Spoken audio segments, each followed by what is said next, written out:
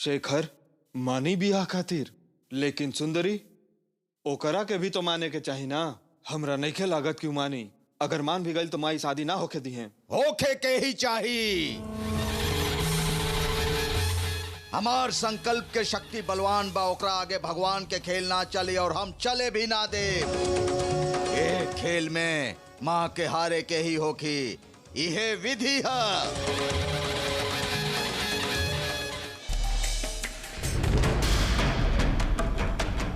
तू दारू पी के आयल बड़ा?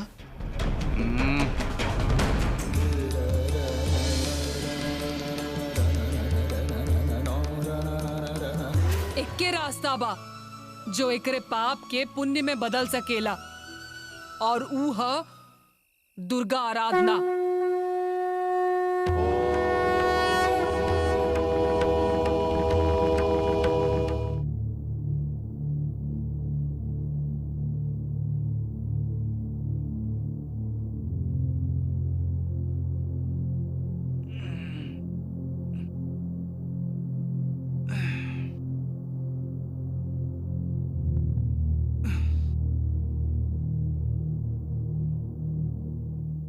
माँ, माँ, माँ, माँ, माँ।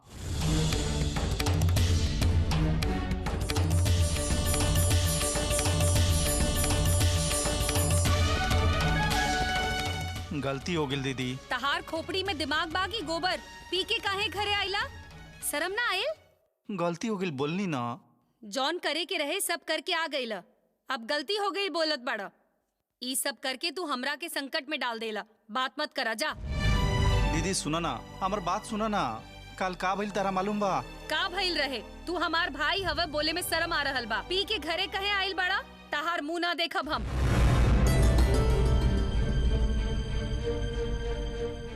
इहे खत्म ना होखी यहाँ। ए घर में और काका होखी देखत रहा। तहार कईल गईल गलती से हमनी के भोगत बानी। जौन अनिष्ट होता सब हमरे वजह से। हम ता सनीचर है ना। माँ के तू कुछ मत कहा, तहरा बोलने से ही हमनी के कष्ट हो गईल बा। ता हम का विद्या के पिला के भेजनी का? गलती हमार बात हमरा से लड़स। ओके छोड़ के जवान लड़का के पिला के भेजले बाड़ी। ओ कैसन माँ बाड़ी? राउर बुद्धि भ्रष्ट हो गईल बा। अपना से बड़ से ऐसे बात करेलू तू?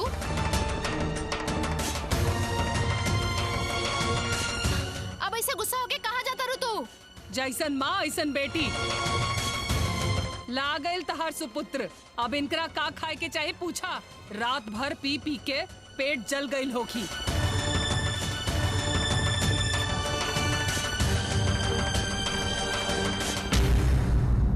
माँ कुछ पिए खातिर दा ना माँ। जौन तू पियलो ऐजा ना मिली। माफ कर देना माँ, माफ कर दे। बोल रहल बनी ना माँ।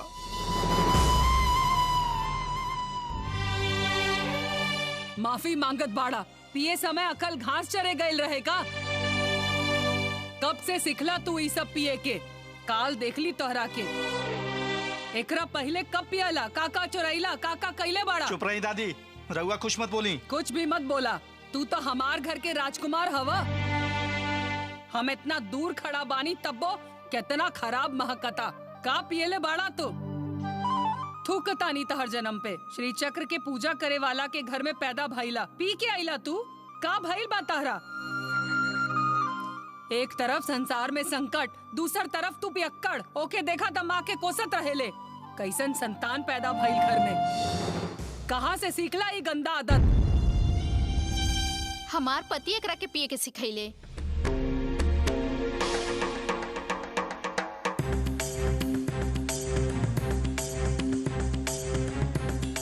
ओ दिन मंदिर में ना हल्दी स्नान करैले रहले ना, ओ दिन गुस्सा में आके शर्त लगेले रहलन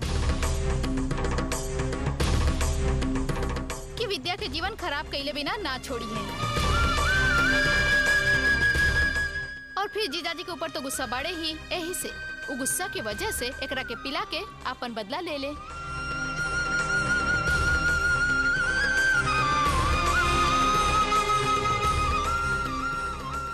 तू जग्गी के साथ पिए लेका? वो हमनी के घर बर्बाद करे वाला है। आपन अच्छा कहा खराब कहा ई समझे के उम्र नहीं खेगा तो के। वो पिए के बोलस और तू पी लेला। सिर्फ पी के आइल बनी ना, दूसरा की बीवी पे आंख तो नहीं डल ले। केहू के संसार खराब करे से तो अच्छा भाई। चुप कर तू, एक तो गलती कैला, ऊपर से जबान चलावा तारा। कल जब से तोके वो हालत में देखले बानी तब से हम इंसान नहीं खी। ये बेचारी तरह के अच्छा बात समझावे आइल बिया तो ओकरे में बोले तारा। तू रास्ता भटक गइल बड़ा, ये वजह से हमने कितना दुखी बानी पता बा? हमके तोहरा ऊपर कितना विश्वास रहे। तकलीफ होके चाहे गरीबी होके हमार बच्चा रास्ता नहीं के भटकल, ऐसे हम सुकून से रही। उस सब कुछ तू खराब कर देला। सुनीता पियक्कड़ से शादी करके दुख झेलती है, तू देखा तारा ना? तू भी वैसा नहीं बनना चाहता रखा? इ पियक्कड़ के साथे हमके 7 जन्म ना चाहिए। एगो पियक्कड़ पति बच्चा जिसन होखेला दीदी, और हम बिना बच्चा के रह सकता नहीं। रहुए सही होती तमौसा काहे के पियते? ओहो, तोहार मौसा तो के सिर्फ शराबे निखन पियले, अच्छा उपदेश दे के भी भेजले बाड़े ना? ना वो कुछ निखन बोल ले। और बुरा काम केहू के मालूम नहीं किया ऐसा मत समझी।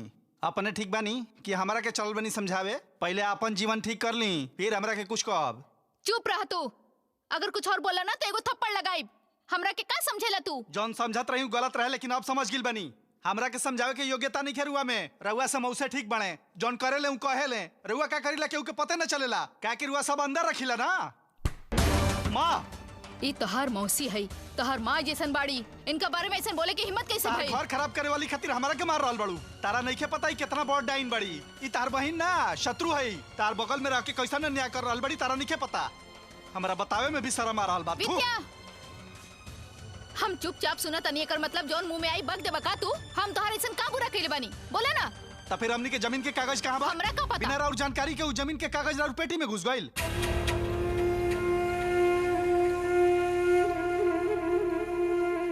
माँ, पापा के बड़ा सच्चा समझ रहल बड़ू का? हमनी के जमीन के कागज हम इनकर पेटी में देख के आ रहल बनी, अपन आँख से देखनी हो। का समझतनी? इतनो समझे लायक अकिल नहीं हमारा?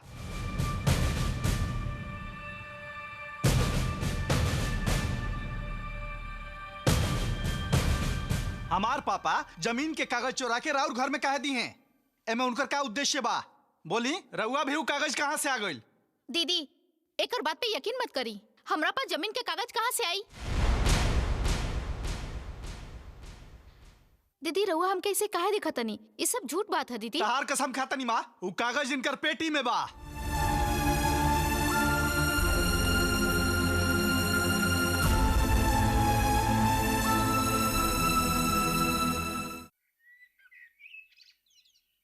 ई तू का बोल रहल बाड़ू? सचिन सुंदरी के साथे शादी कल चाहत बा? अब रउआ बात के मत बढ़ाई। जवान लइका बा तो इच्छा कर देलस। एकरा बारे में ज्यादा मत सोची, हम ओकरा के समझा दे। ऐसा नहीं खे, ओकर शादी के उम्र हो गइल बा। आज तक हम और तू आपस में झगड़ा करे के चक्कर में ओकरा पर ध्यान ना देनी, ये गलत बात रहे। लेकिन लइका के इतना जल्दी शादी करब तो अच्छा रही का? बाद में देख सुन के ओकर शादी कल जाई। तब फिर ओकर मन के मुताबिक अगर हमनी ना चलब तो गलत होखी। ओकर मन के छोड़ी, वो तो अभी बच्चा बा ना। कोनो बात ना, वो देखले बा, पसंद कैले बा, उहे लड़की के आपन घर के बहू बना देव जा। ओकर खुशी में ही हमने खुश बानी। काहे कि हमनी के एके गो बेटा बा, बेचारा अच्छा से रहे। अब तक हम ओकर खुशी के बारे में कबो ना पूछनी, काहे कि हमेशा हमरा से डरात रहे। ओकर पसंद के त ना। अरे ना, वो विचार छोड़ देही। काहे कि वो लोग बहुत गरीब बाड़े, यही से। और माता के कृपा से हमनी लगे सब कुछ बा। उनका घर से हमरा कुछ लेवे के बा का? कुछ ना चाहे, वो सब छोड़ा, खुशी जरूरी बा। वो ना, लेकिन इतना दिन से कुछ ना कालू, अब बड़प्पन के भूत पकड़ ले बा तोरा। माता के भक्त सब एक जैसन हो खेले। माँ जब भेदभाव ना केली तो हमनी करे वाला के हैं। रउआ सब बात पता नहीं खे, लेकिन ओके हमरा से बोले जितना हिम्मत नहीं खे। रउआ जैसे समझ तनी ओकर आशा पूरा कैल इतना आसान नहीं खे। ओकर मन में बहुत तकलीफ बा। बस कर, हमके सब पता बा। तू इतना डरा काहे रहल बाड़ू? सच्चा प्यार करे वाली लड़की सुंदरी बिया। हमरा नइखे पता, तू समझेलू? ये बात के हमरा पता बा, ओकर आशा के हम मंजूरी दे देनी। इस सब हम रउआ से कैसे कही? सुंदरे हिया ई पता होखला पर भी रउआ मान गई नी? कैसे मतलब? बेटा उम्मीद कइले बा। सुंदरी तनी मुंहफट बिया, बाकी बुरा नहीं खे। हमरा घर में आई त ठीक हो जाई। ऐसन बात नहीं खे। सुंदरी के बहू बना के घरे कैसे ला सकता नी? ये गलत होखी ना? काहे गलत होखी? कुछ विचार में वो लोग हमरा से बराबर में नहीं खान, लेकिन कोनो बात ना। समझ ल कि बहू ले आवे के बाद वो हमनी से कम हैसियत में होखे के चाहिए, लेकिन अगर लड़की देवे के बाद अपना से बड़ हैसियत वाला के देवे के चाहिए, ऐसन बुजुर्ग लोग कहले बाड़े ना। अब हम रउआ के कैसे समझाई? ना, ये शादी मुमकिन नहीं काहे खे। मुमकिन नहीं खे? हम तोहार बेटा के पसंद के लड़की के तोहार बहू बना के ले आ रहल बानी और तू मना कर रहल बाड़ू। काहे कर रहल बाड़ू? हम ना बोल पाइब और हमरा ना बोले के चाही। वो हमार बेटा के पत्नी ना बन सकतिया। मन में दुविधा रख के कोई भी बात सोच रहल बाड़ू तो मत सोचा। हम राजी बानी। हमार मन एकर सहमति दे रहल बा। ई शादी होके ही रही। हम अपन बेटा के खुशी के खातिर ही शादी करवाई। अभी जाके ओकरा मत बतैहा। समय देख के हम खुदे ओकरा के बता देब, ना तो वो कुछ गड़बड़ कर दी।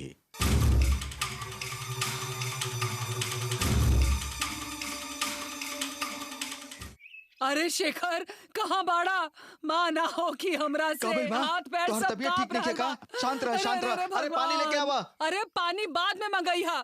वहाँ घरे तहार औरत अपन हाथ से जहर पीस रहल बाड़ी। हमार बात नहीं के मानत। और काहे माँ? उनका मरे जैसन का बात हो गई? अरे यार नसीब, कारण बाद में पूछिया। पहले जाके अपन बीवी के बचावा। चूल्हा पर कढ़ाई चढ़ावल बा, विजय तनी देखिया। अरे जा, अरे माँ तू छोड़, हम जाके जल्दी देखत बानी करा। ना। का करी? माँ ना माँ, दया करके मरे के बात मत करा। तारा सिवा हमने के बा माँ? दया करके ऐसा मत करा माँ। माँ ना माँ, हमनी के छोड़ के मत जा। हमनी के छोड़ के मत जा माँ। हमार मुंह देखा माँ। माँ ऐसन फैसला मत ला माँ। हमनी के छोड़ के कैसे जाइबू माँ? माँ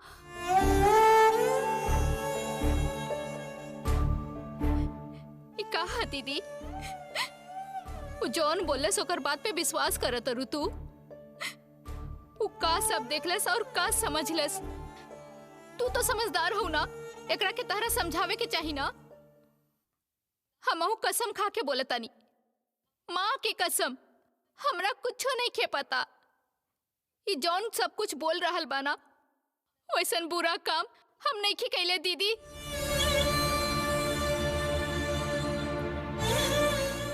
इतना बोला तनी तब विश्वास नहीं कहो तहरा। जब सब कोई ऐसन बात कहा था तो हमरा जिए के ना चाही ना। जौन तू पीसा तरुना करा के खा के हम मर जाता नहीं। ऊ तरफ पति के तकलीफ और ई तरफ अपन दीदी के गुस्सा झेली, ये हमारा अपमान है। तू अपन बेटा के बात सुन के अपन घर में अच्छा से रहा। तू एक खा के मरे चाहता रू ना, तो हम ही खा के मर जाता नहीं। अगर हम मरब तो रोए वाला केहू नहीं के, ना पति बा ना बच्चा बा। हम जिंदा बानी अकेले और मरब भी अकेले। तू अपन बेटा के बात सुन के अच्छा से रहा, तो हर अपमान के हम बलि चढ़ता नहीं।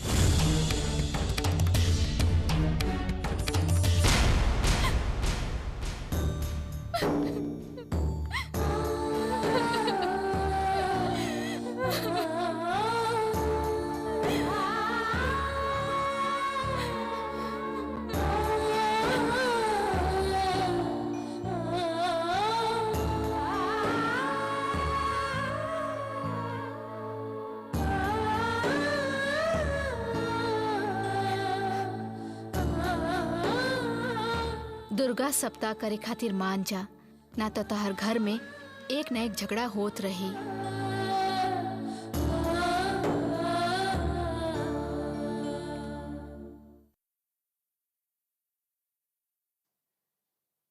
का हो रहल बा तू लोग के? काहे ऐसे कर रहल बाड़ू? जा महामंदिर में आके कहली कि ललिता अपन जान दे रहल बाड़ी, हम भाग के यहाँ आई नहीं, और यहाँ तू लोग का कर रहल बाड़ू? मरल कोनो खेल के बात बाका? का बात बा?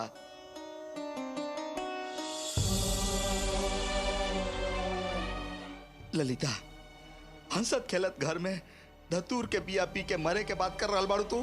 कोनो जिम्मेदारी नहीं के तोहार? घर में लइका लोग बड़े, एकर जिम्मेदारी नहीं के? मरे खातिर का हो गई तोरा के? जवाब दा हमके। हमरा से का पूछता नहीं, अपन साली से पूछी। का बात बा बताओ हमके। काहे वो मरे जात रहली? तू काहे वो खाए जात रहलू? ये कौन खेल हो रहल बा? जवाब दा हमके। अपन बेटा से पूछी, उहे बताई।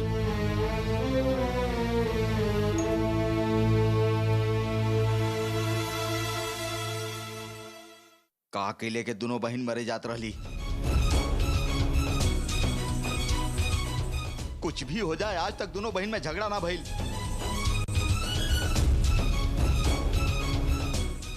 का अकेले तू बताओ? अरे बोल ना।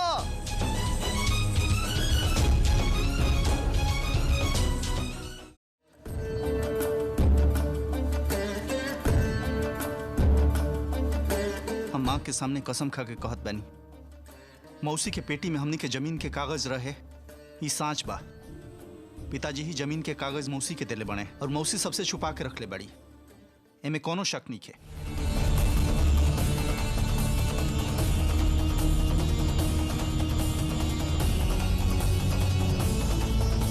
ई सब हम खुद अपन आंख से देख के आ रहल बनी। अगर जौन देखनी गलत बात हमार आंख फूट जाए, जौन कहनी वो गलत बात जबान कट जाए, हम जौन बोल रहल बनी वो सच बा।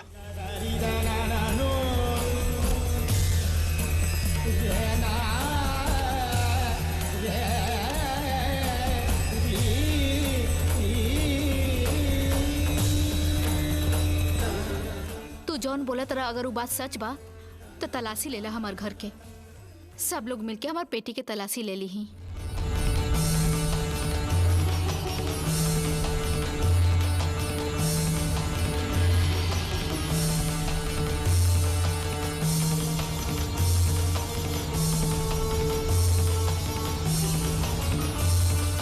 ये पेटी राउर है ना?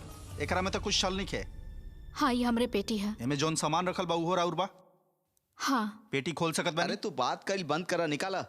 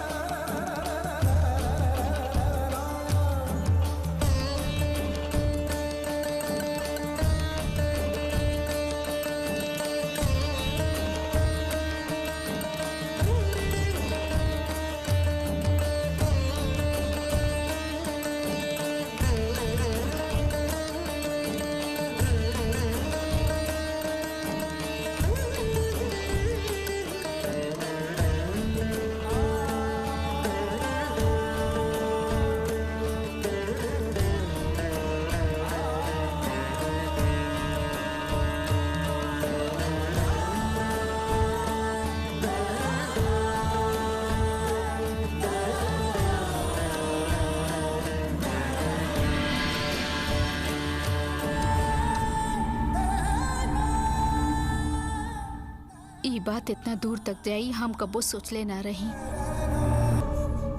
सुनीता, तू अपन दीदी के ही फसावल चाहत रहू।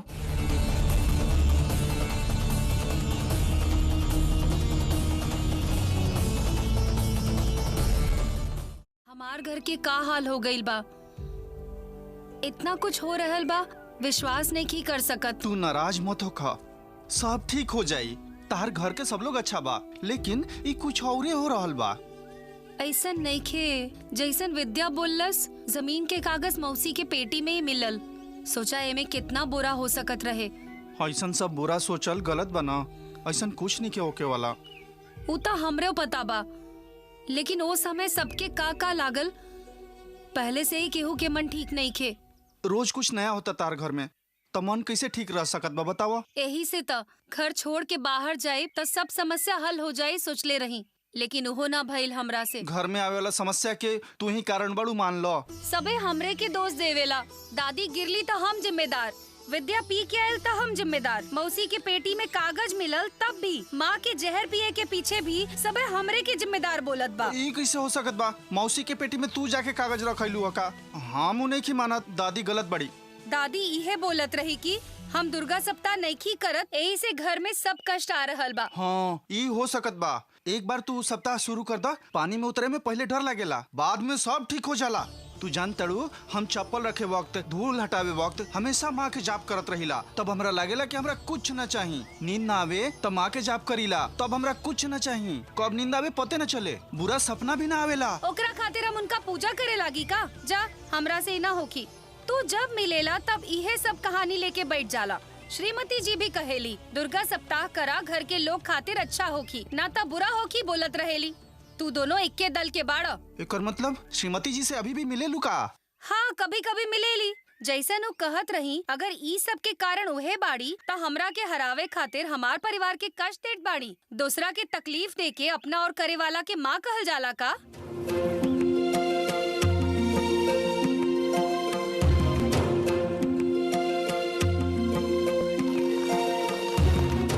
हम बोलत बानी सुना, विद्या पी के आयल रहे तका भइल, हमार बेटा चोर बा ऐसन शक करी का? ई सब पूछे वाला ई के ह?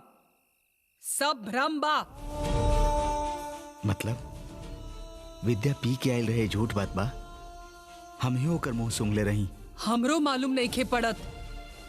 दुर्योधन इंद्रप्रस्थ के महल में जमीन समझ के पैर रख के गिर गईल रहे ना, ऐसने विक्रमादित्य के कहानी में चित्रपट के हंस उड़ के मोती के हार लेके वो कहाँ तक गए रहे। ऐसे ही यक्ष के प्रश्न के उत्तर ना दे पहले पांडव के 4 भाई पानी पी के मरल पड़ल रहन। ऐसे ही ई सब का भ्रम ही तहा। वो कहानी के और विद्या के पिए के का रिश्ता बा? रिश्ता बा हो। गायब भइल श्री चक्र अपने आप घर के मंदिर में कैसे प्रकट हो गई बतावा? वो चक्रेश्वरी के महिमा रहे, भक्ति से खुश होके आयल रही। तहरा पता बाना, श्री चक्र कहीं और ना गईल रहे, वो इहे रहे। हमनी के दिखाई ना देत रहे, माँ के दया भइल मिल गईल। तू का बोल रहल बाड़ू माँ? हम जौन तकलीफ के अनुभव करत बानी वो झूठ बा? हाँ शेखर, झूठ ही बा। हमनी सबके सबक सिखावे खातिर माँ की रचल खेल बा। हमार विद्या पी के ना आयल रहे, उ सब माया रहे। ई सब के हल चाही त हम जौन कर रहल बानी उ सब ध्यान से सुना। घूम फिर के तू उहे दुर्गा सप्ताह के बाद पर आ गयलू माँ, लेकिन सुंदरी एकरा खातिर ना मानी। वो दिन सुंदरी से जबरदस्ती ललिता सहस्त्र नाम करवावे गईल रहनी ना, कुछ तो गलत भइल बा, कुछ तो दोष बा। यही चलते माँ हमनी से गुस्सा बाड़ी। तू का बात कर रहल बाड़ू? माँ के कहला से सुंदरी दुर्गा सप्ताह खातिर मानी का? ना, हम दुर्गा सप्ताह ना करब। ना करब मतलब घर पर हमनी सब एक एक करके मर जाए तब का करबू? इहे तहार इच्छा बा? ठीक बा, करत बानी। करत बानी खाली बोले से ना होखी, भगवान के सामने संकल्प करा। संकल्प करतानी, करब।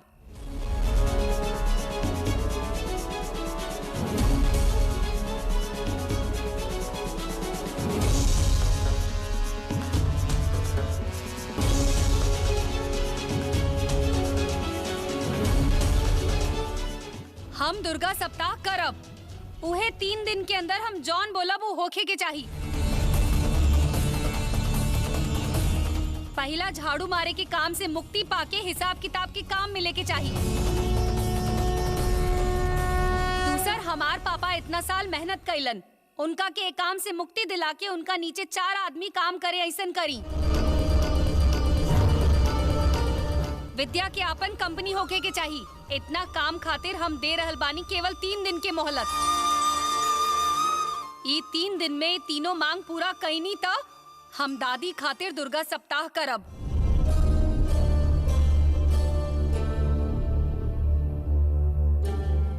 माँ से सवाल करल गलत बा। हम ऐसे नहीं करब। माँ बाड़ी तब बस श्रृंगार करी है, व्रत और पूजा करवावे के जिम्मा ले ले बाड़ी।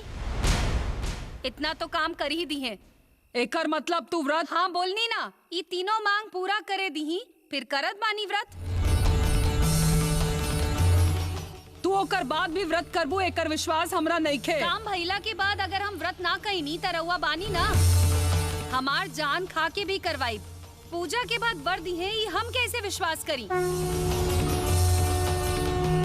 ओकरा बाद भी वो कुछ ना कैली तब हम केकरा से न्याय मांगब? हमऊ देख लेत बानी कि हमार मांग कैसे पूरा करत बाड़ी।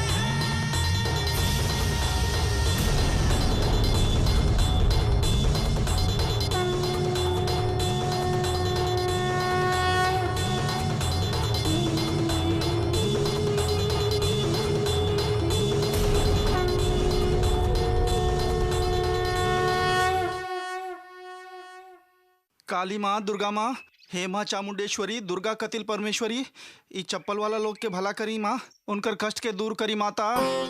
माँ के बुद्धि देवे खातिर दूसर भगवान के आवे के चाही का?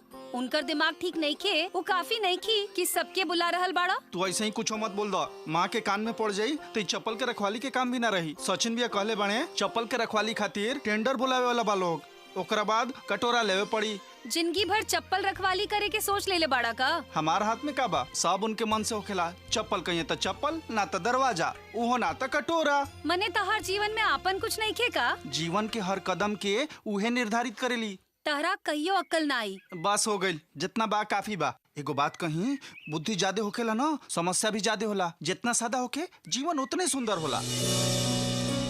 विद्या कहत रहे कि तू दुर्गा सप्ताह खातिर मान गिल बड़ो, साँच बा का? तू संकल्प भी कैलू है का? सच बा, उनका सामने बैठ के संकल्प कईनी। संकल्प कैलू है कि खूब निंदा कैलू है?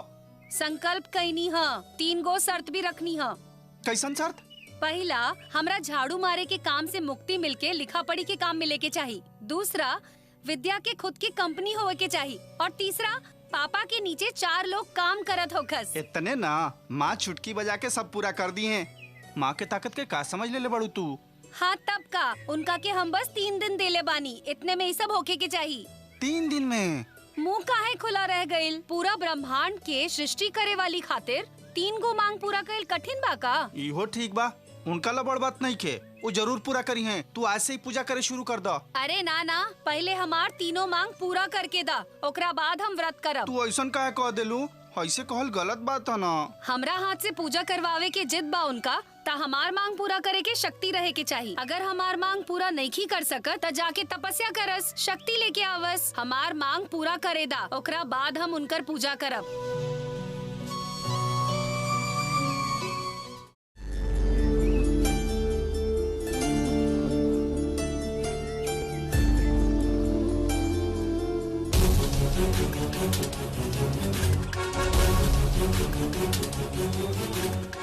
शेट्टी के लगे तोहार लिखा पढ़ी के काम लाग गई त तोहार पढ़ाई लिखाई के हिसाब से तोहार जिंदगी सुधर जाई, हम ही सोच ले रही। हमनी के सोचल ना भइल तो कोनो कारण ही होई। कोनो बात ना, दुख तो होखी ही, काहे ना होखी। पढ़ल लिखल जे बाड़ू, एह तरह झाड़ू पोछा के काम कर रहल बाड़ू। शहर ना जा पैलू त का भइल, यही जा मंदिर में ही। हाँ, एह मंदिर में ही लिखा पढ़ी के काम कर सकत बाड़ू, ठीक बा ना?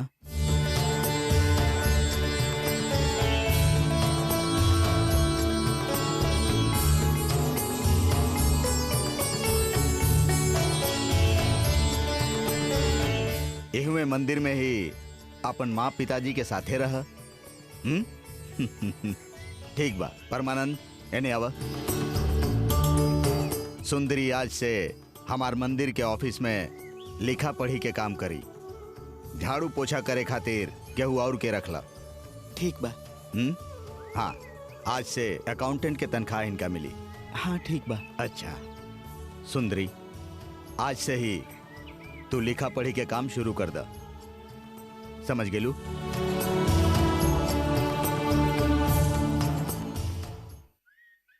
सुंदरी, अभी भी झाड़ू ले ले बड़ू, फेंक दा। पापा की बोल के आवत बानी।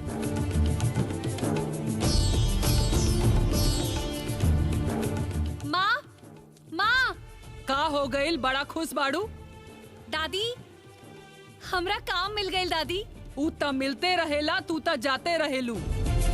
तहार माँ बाप तहार कपड़ा भर के भेजते रहेले, ऊ सब हो जाई, तू जईबू ना। इतना खुश काहे बाड़ू? ए ललिता, तहार बेटी काम खातिर जा रहल बिया। अब का हो गई? फिर दादी से झगड़ा करत अरु तू? माँ, हमरा यही गांव में यही मंदिर में लिखा पढ़ी के काम मिल गई। का सच में? मंदार कल्प हरिचंदन पारिजाता मध्ये शशांक मणिमंडित वेदी संस्थे। के बोलस तारा से? शास्त्री जी माँ, हम झाड़ू लगावत रही था आके बोलने, वो पगारो ज्यादा दी है माँ।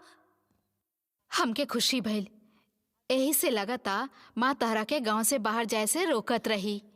फिर उनका के एमे मत लावा माँ। सुंदरी, हमनी के सामने तू माँ से का कह के संकल्प कैले रहू? झाड़ू मारे के काम छोड़ के लिखा पढ़ी के काम चाही।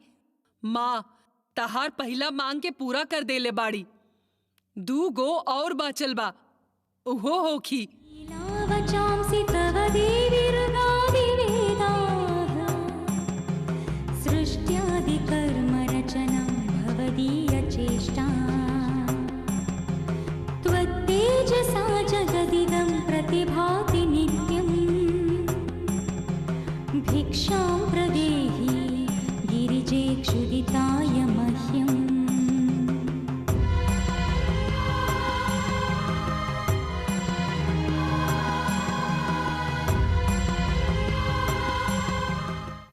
बात पता चलल? जब रउआ के सब बात पता बा तो फिर काहे हमसे पूछा तानी? ऊ ना, यजमान होखे वाला बहू के भर्ती कैले हैं।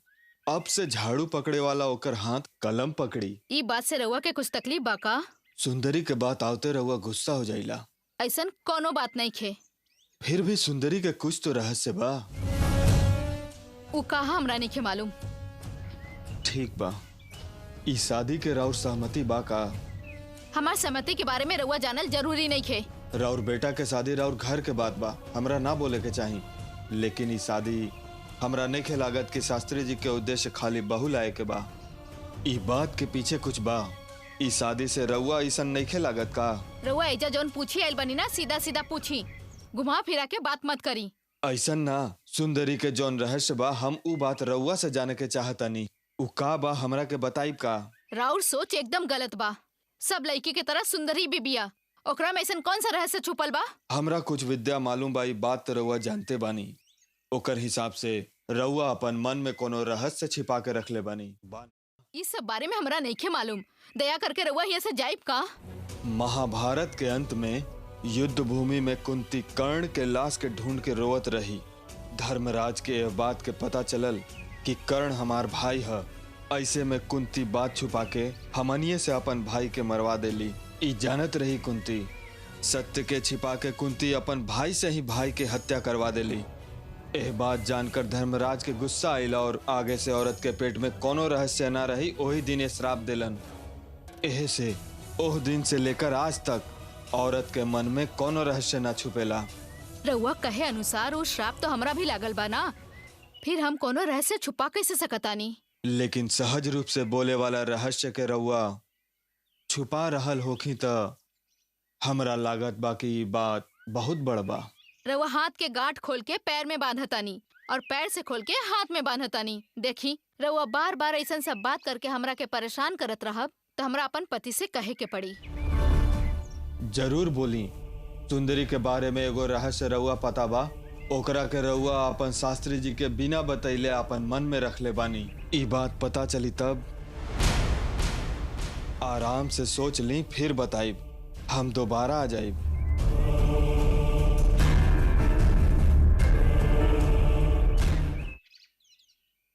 यहाँ का खड़ा बड़ा चिकन्ना? आ गइलो, तहरे खातिर इंतजार करत रही। गाड़ी के चाबी दो। का चिकन्ना? यजमान के कहीं बाहर जाए के बा? हमें निकालत बनी ना।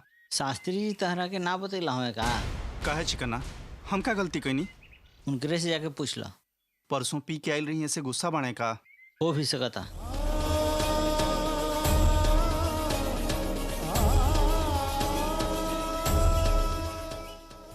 यजमान जी, आवेश में काहे बाड़ा? धीरे बोला। यजमान जी, हम कुछ गलत नहीं की ले यजमान जी। दया करके हमरा के काम से मत निकाली। रउआ पता बा कि हमरा ही काम छोड़ के दोसर काम ना आवेला। हमनी के घर में एक के भी पगार कम भइल तो जीवन चलावल बहुत मुश्किल होगी यजमान जी। इसे दया करके काम से मत निकाली यजमान जी। हम पिए वाला ना है यजमान जी। हमार मौसा हमरा के पिला देले रहन। पिए के वजह से हम का कनी हमरा भी मालूम नहीं के यजमान जी। रउआ उहे बात मन से लगा के रउआ हमरा के काम से मत निकाली यजमान जी। रउआ साथ जोड़ दे तो जीवन हमार तकलीफ में आ जाए यजमान जी। हम सब कोनो गलती ना करब। रउआ जौन बोलब हम उहे करब।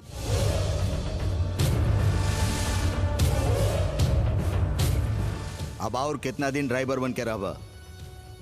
जीवन में आगे बढ़े के कोनो सपना नहीं के का तुहार? बा यजमान जी, हमारा एगो ट्रैवल शुरू करे के मन बा। जितना कमाई लो उससे पेट चलावल मुश्किल बा, तो फिर एक खातिर पैसा कहाँ से लाइब यजमान जी? हमनी पास एगो जमीन रहे, बाकी अब वो नहीं के। अभी रहुआ हमरा के काम से निकाल दे तो जीवन मुश्किल हो जाए यजमान जी। रउआ से विनती करत बानी, हमरा के अपना से दूर मत करी यजमान जी। हमरा पास 2 गो कार बा। दोनों कार के ड्राइवर भाड़ा ले रहल बाड़न। वो दोनों कार हम तोहरा के दे देब। एगो कार से उधारी चुकावा और दूसर कार से तू खुद कमा।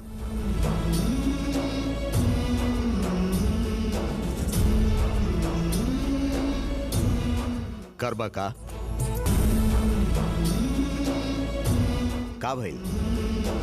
तो खुद ड्राइवर रखला और कार लेला, ट्रैवल शुरू कर दा और आगे बढ़त रहा।